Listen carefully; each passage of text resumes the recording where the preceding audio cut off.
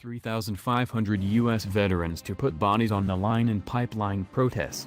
Thousands of U.S. military veterans have gathered in a mass show of support for Native Americans and their allies battling the Dakota Access Pipeline.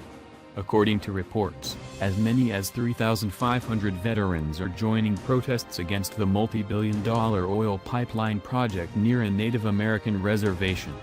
Thousands of veterans have already arrived at the Ossabaw camp near the small town of Cannonball in North Dakota. The veterans, organized under the banner Veterans Stand for Standing Rock, said on Saturday they will put their bodies on the line to assist thousands of activists who have spent months demonstrating against plans to route the pipeline beneath a lake near the Standing Rock Sioux Reservation. Invoking the non-violent protest tactics of Mohandas Gandhi and the Reverend Martin Luther King Jr., the veterans pledged to peacefully support the unarmed Native American protesters.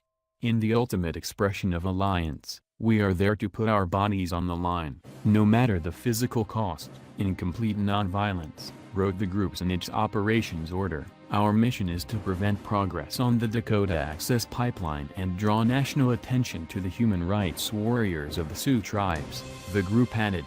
The Army has warned that it would close the camp and force out the protesters, who have been staying there in the region's freezing cold temperatures.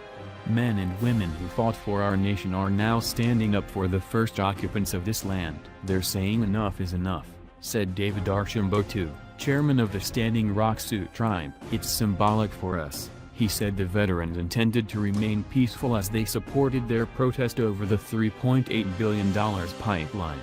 It's history in the making, said Kenny Nagy, a 64-year-old Vietnam veteran. We are going to be actually helping out people of the United States instead of corporations. I am so ready. The whole world is watching. Tashina Cloud said that she and the thousands of other veterans will remain peaceful when they put themselves between law enforcement officers and Native American demonstrators.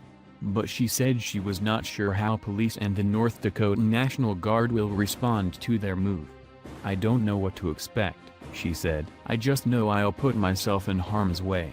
For months, activists opposed to the Dakota Access Pipeline have been camping in the area to protest the pipeline. The Standing Rock Sioux and Cheyenne River Native American tribes are seeking to stop the project because they say it will harm their drinking water and sacred sites. But pipeline developer Energy Transfer Partners disputes that, saying the 1,885 kilometers pipeline is safe and the fastest route to bring back in shale oil from North Dakota to oil refineries in the U.S. Gulf Coast.